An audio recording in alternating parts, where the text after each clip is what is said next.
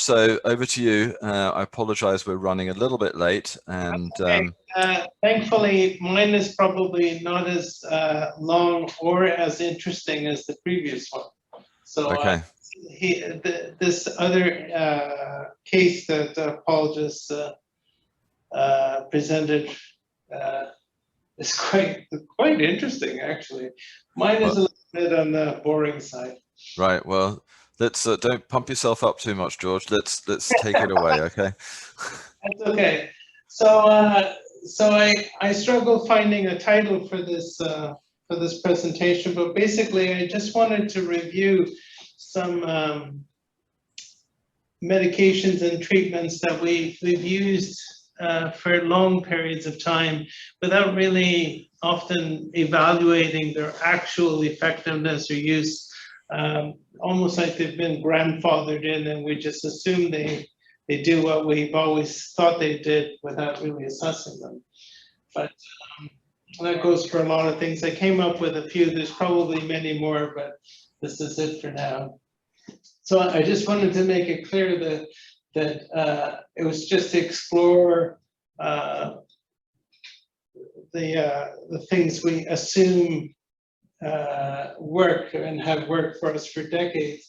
I'm not here to offer explanations or alternatives or well, what do you do instead of or anything like that. It just yeah. So, and these have been things that have bothered me for quite some time, which is the burden I bear for being a little older than most and into this business for longer than most of the rest of us. So anyway, one of my favorite is Gravol or diamond hydrogenate. As most people know, Gravol is actually a combination of diphenhydramine, which we also know as Benadryl, and a xanthine derivative, achlorotheophylline. And it's usually about 55% Benadryl and 45% of the xanthine derivative. It does not say that anywhere. It doesn't say that on the packaging. It doesn't say it in the CPS. It doesn't even say it in up-to-date. You actually have to hunt that information down. I found it on Wikipedia. Now, the achlorotheophylline is not found anywhere else in medicine. I can't find it mentioned, studied, analyzed, anywhere except for very little information. It was added many decades ago to the Benadryl to supposedly counteract the drowsiness. Interestingly, it doesn't cross the blood-brain barrier very well, so it's hard to understand how it would actually interfere with drowsiness. And when it's given to mice, it doesn't make them hyper or act any differently. So it probably doesn't work at all for its stated purpose. So diphenhydramine was discovered in 1943, and in 1946 became the first antihistamine approved by the US FDA. It was used as an antihistamine for allergy purposes, pruritus, hives, and things like that. But it was noted to have anti-motion sickness properties and also some mental health properties. It was very mild antidepressant, a sedative, and an antipsychotic all in one. But its anti-motion sickness properties offered a way to make more money off it. So they repackaged it with the achlorotheophylline and renamed it as a combined medication with one name, diamond hydrogenate, and then somehow buried the information. There's little to no evidence that Gravol has any effect on nausea other than caused by motion sickness. For example, when you're on a boat or plane or moving object, but in the emergency department for patients with vertigo and either caused by vestibular disorders or, interestingly, by alcohol intoxication.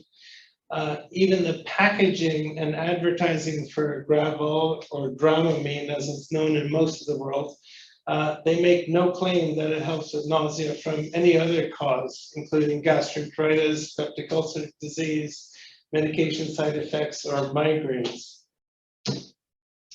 Now, that being said, all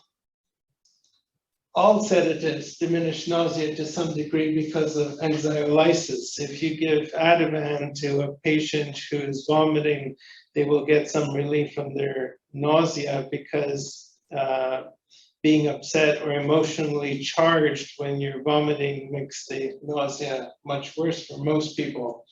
However, that's different than demonstrating an actual effect on the brain's metagenic centers, which gravel has no effect on. Diphenhydramine is a strong anticholinergic drug with expected side effects and consequences.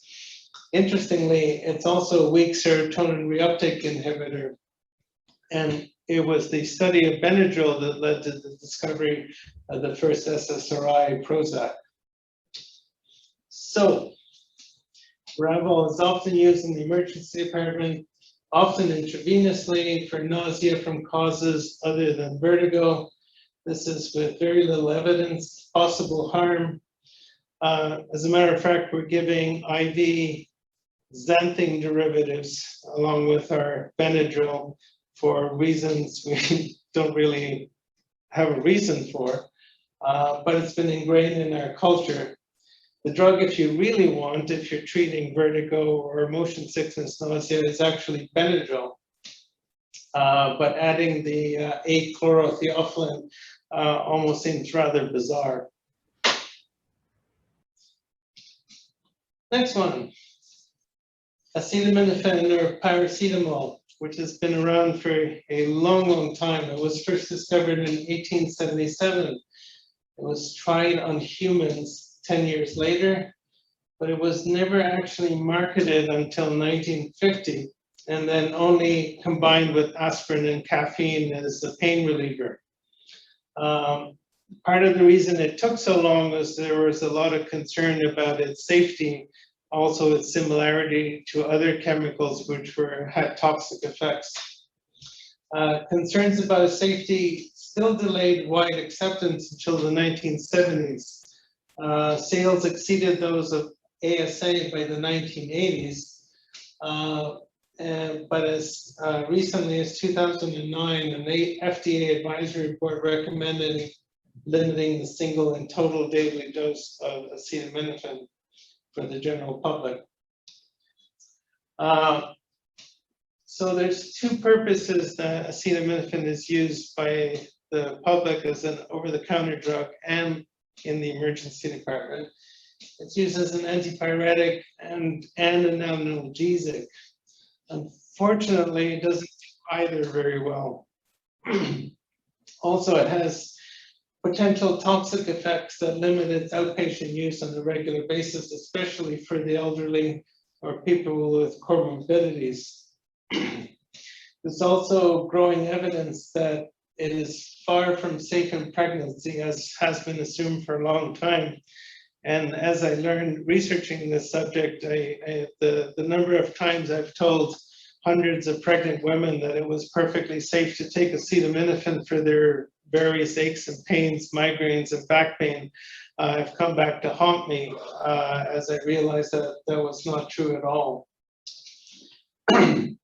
So as an antipyretic, there is actually very little documented evidence of this effect, especially in adults.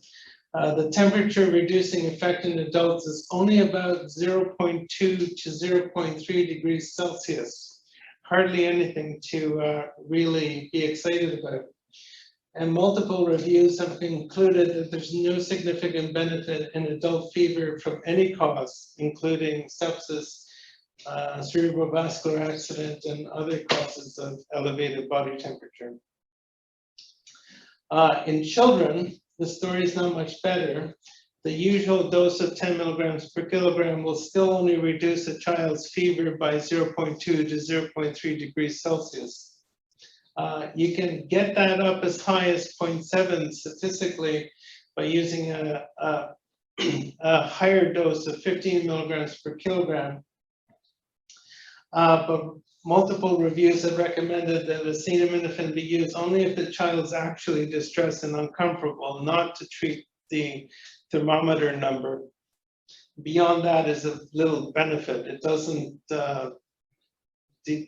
decrease any of the ill effects of being sick for any reason, or the reason for the child to have the fever in the first place. And in particular, and this we all know anyway, it does not reduce the incidence of seizures, in spite of the fact that most of the public and a lot of health professionals actually believe otherwise. As an analgesic, there have been many, many trials that have studied the properties of acetaminophen, and not much of it is very encouraging. There's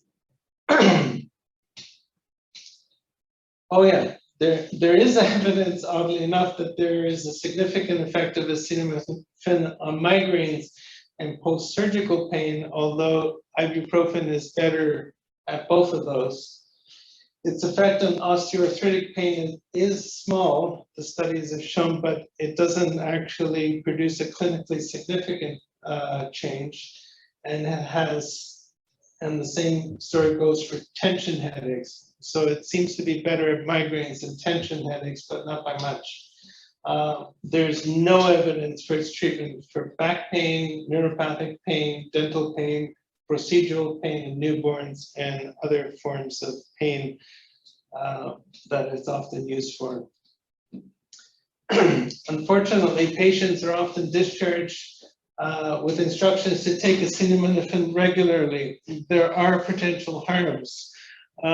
Also, something I didn't fully realize is that the GI side effects of acetaminophen are actually quite similar to ibuprofen. They're not actually better. So in spite of our telling patients that Tylenol is safer than ibuprofen for their stomach, it seems that the incidence of side effects is actually almost the same.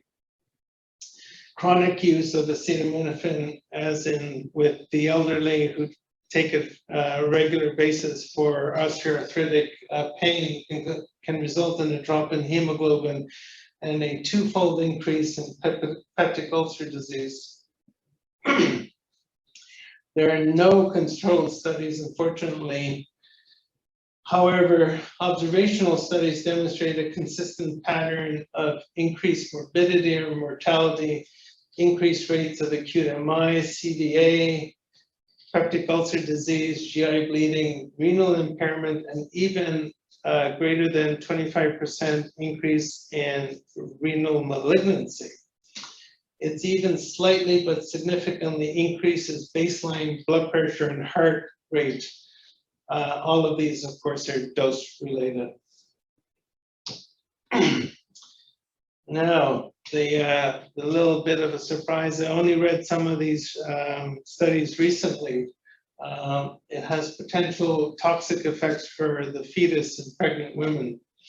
It's been linked to the incidence of childhood asthma with a 20 to 30% increase in autism spectrum disorder and attention deficit hyperactivity disorder.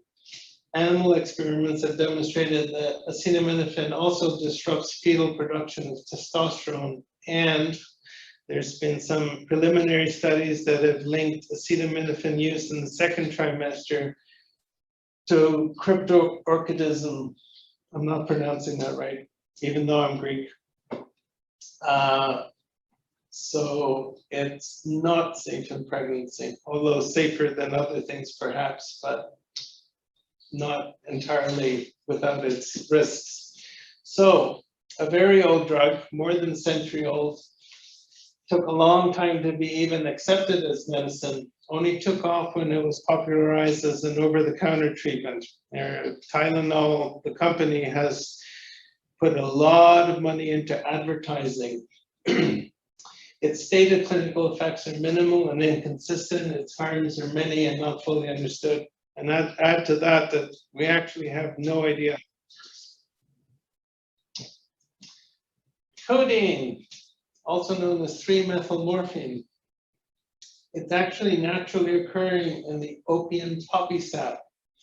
It makes up about 2% of raw opium, and it occurs in less quantity than the morphine in opium, which makes up to 23% of the opiates in the opiates in opium. Yeah, okay. It's manufactured in mass quantities by the methylation of morphine and is the opiate made and consumed in the greatest quantity in the world, 361,000 kilograms produced in 2013. It was discovered and extracted from opium in 1832. Mechanism of action. Codeine itself is a weak agonist at the mu opioid receptor in the CNS. However, it exerts its effect mainly by being converted in the liver by CYP2D6 to morphine, which has 10 times the affinity for the mu receptor. It's also converted to codeine 6-glucuronide, which in some people may contribute up to 60% of the analgesic effect. This other compound is also has high affinity for the mu receptor. So most studies on the metabolism and effects of codeine are related to its conversion or lack thereof to morphine, which is by most people considered to be the dominant compound having the desired effects. CYP2D6 inhibitors can significantly reduce or completely block the conversion. The list of drugs that do this is very long, but very prominent among these are some of the SSRIs like fluoxetine and paroxetine, good old Benadryl or diphenhydramine, and bupropion. But like I said, the list is quite long. In particular, drugs that are enzyme inhibitors in this manner can take a person, which I'll discuss later, who is an intermediate responder to codeine and turn them into a non-responder. So speaking of responders, poor non-responders.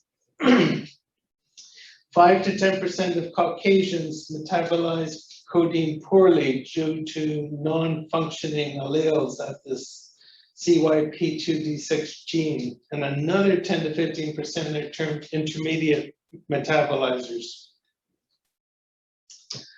And then there are the ultra-rapid metabolizers. These individuals have more than 2 copies of the gene, usually 4, and the incidence varies widely.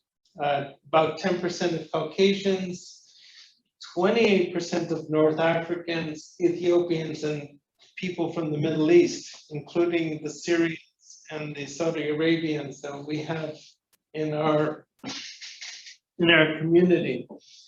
3% of African Americans, Canadians, and Caribbeans, and 1% of Hispanics, Japanese, and Chinese. So it seems to be much less prevalent amongst the Asians, East Asians, and much more common in the North Africans, Middle Easterners.